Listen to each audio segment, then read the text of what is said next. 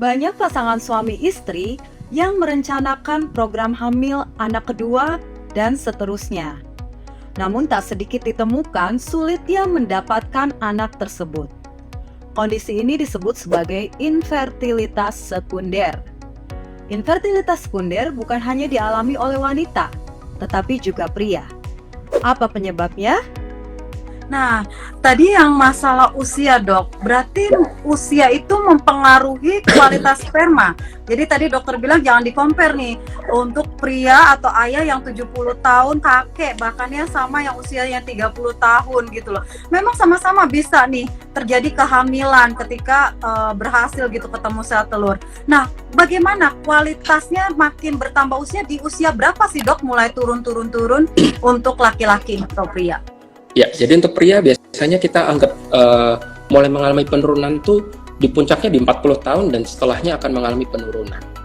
Sehingga dengan di atas 40 tahun dengan waktu durasi yang contohnya nggak perlu nunggu setahun. Kalau usianya 40 tahun lebih nih menikah, jangan nunggu setahun, nggak punya anak baru periksa.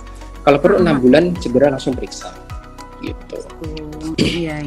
Nah, ada penyakit-penyakit lain nggak, Dok? Selain tadi varikokel, kemudian gangguan hormon atau tiroid juga yang memicu terjadinya infertilitas sekunder.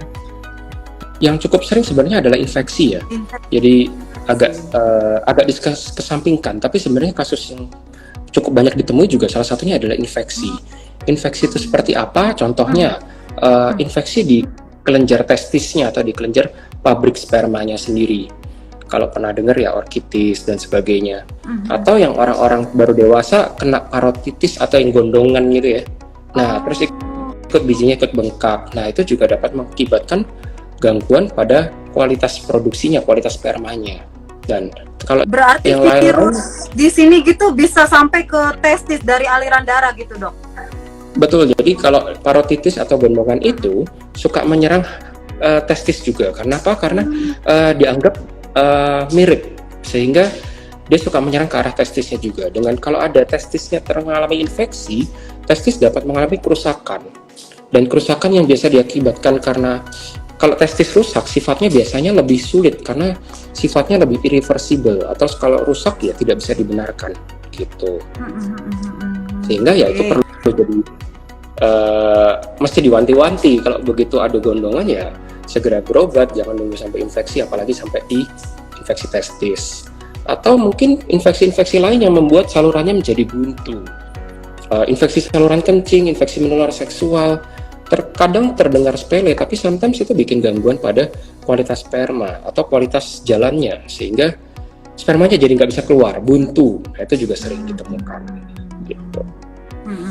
Iya, oke.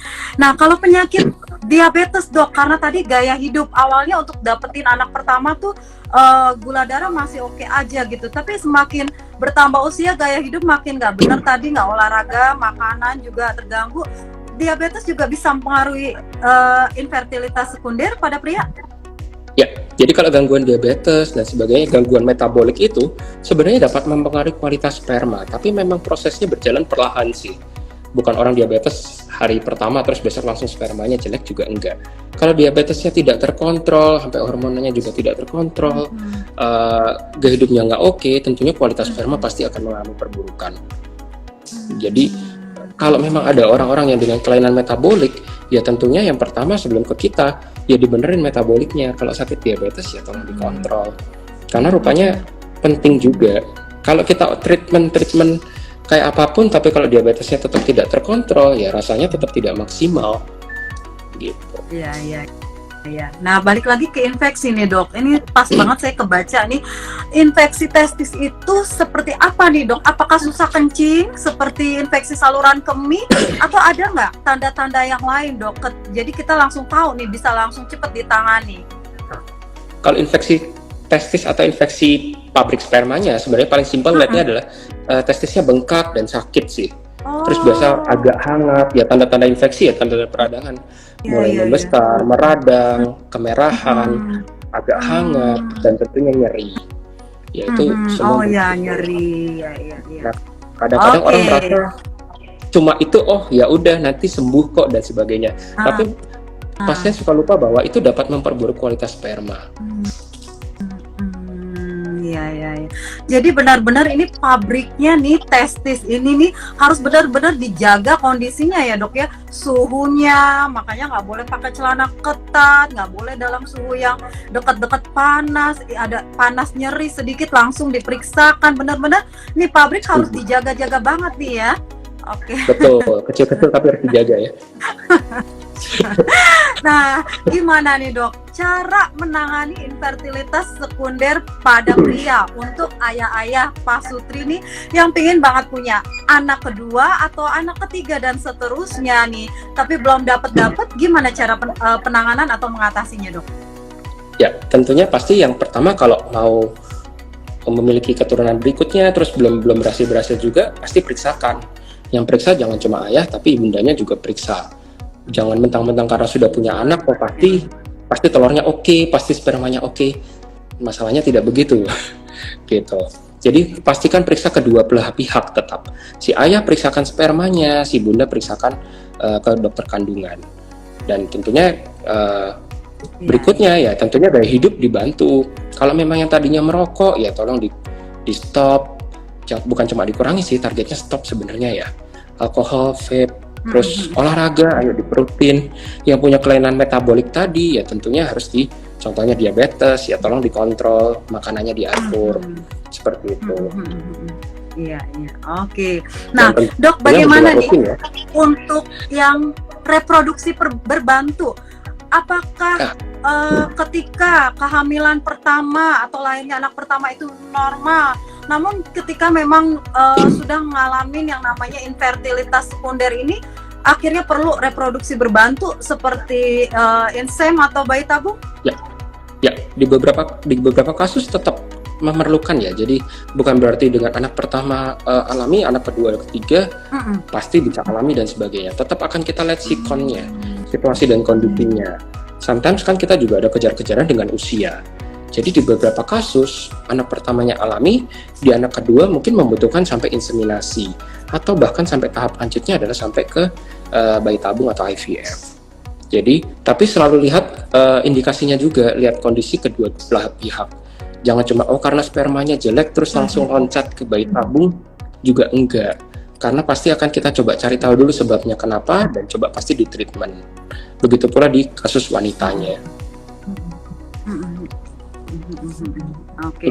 Nah, karena kita bahas infertilitas sekunder pada pria, biasanya kasusnya kan berarti spermanya nih, penurunan kualitasnya. Nah, biasanya kalau dari dokter andrologi atau androlog, treatmentnya seperti apa sih dok? Ketika hasilnya misalnya OAT gitu, atau asteno aja atau oligo, di treatment obat kah atau bagaimana nih dok? Ya, jadi pasti bukan cuma langsung obat ya, jadi pasti diperiksa lagi ya. Kalau contoh biasanya jumlahnya sedikit, kita lakukan pemeriksaan lanjutan seperti contohnya pemeriksaan hormonal. Cek ada hormon-hormon reproduksi, kalau pernah dengar LH, FSH, testosteron, dan kalau perlu ada hormon estradiol. Di beberapa kasus sampai hormon prolaktin kita periksakan. Lalu kalau memang ada kelainan hormonalnya tentunya kita kondisikan, kita seimbangkan hormonalnya lagi. Kalau memang butuh tambahan ada gangguan hipogonadisme atau gangguan penurunan hormon testosteron, ya tentunya kita coba picu dengan harapan spermanya dapat menambah jumlahnya jadi lebih banyak. Tapi tentunya obat yang diberikan sama dokternya ya. Lalu berikutnya, lihatlah kasusnya lagi. Kalau memang ada gaya hidup yang nggak benar, yang contohnya nggak sehat, tentunya dibantu diperbaiki dan biasanya dibantu dengan treatment empiris atau ceritanya seperti terapi antioksidan.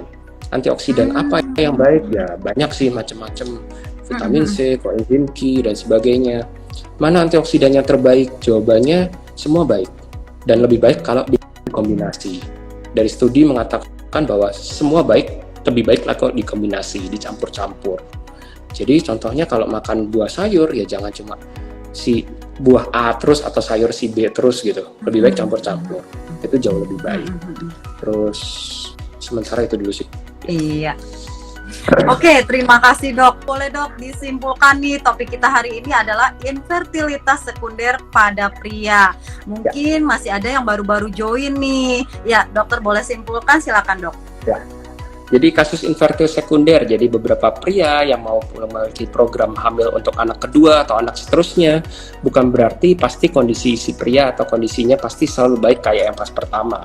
Jadi jangan ragu untuk lakukan pemeriksaan kembali untuk prianya dan tentunya untuk bundanya, prianya dengan cara pemeriksaan analisa semen dan lakukan pemeriksaan ke andrologi untuk memastikan kondisinya apakah memang dalam kondisi subur atau tidak. Gitu. Ya, terima kasih banyak dok. Jadi kalau bicara tentang kesuburan, ini nggak abadi ya sifatnya ya. Bukan berarti udah berhasil punya anak. Nah, untuk selanjutnya pasti gampang nih, bisa nih. Belum tentu juga ya. Ternyata ada banyak sekali faktor-faktor, terutama gaya hidup nih yang sangat mempengaruhi. Baik, dokter, terima kasih banyak ya dokter Andro ya untuk ilmunya nih. Juga. Semoga sahabat-sahabat Nutrimax yang sedang berjuang nih untuk punya anak kedua dan seterusnya, atau bahkan ada juga yang mengalami infertilitas primer, yuk jangan ragu, periksakan, segera periksakan karena kita berpacu dengan waktu. Dan bagi ayah bunda yang domisilinya di Jabodetabek, Tangerang, Serpong dan sekitarnya, ini bisa langsung melakukan berbagai pemeriksaan infertilitas di Pusat Fertilitas Bocah Indonesia, Rumah Sakit Primaya Lantai 7, Kebonanas, Tangerang. Ya, terima kasih sahabat-sahabat Nutrimax, ayah bunda semuanya. Terima kasih Dokter Andro. Ya, terima kasih Bu Erni, terima kasih Nutrimax, terima kasih Bocah Indonesia. Iya, sukses selalu untuk Bocah Indonesia dan sahabat-sahabat Nutrimax, tetap ingat jaga kesehatan karena hidup sehat, harta selamat. Selamat malam.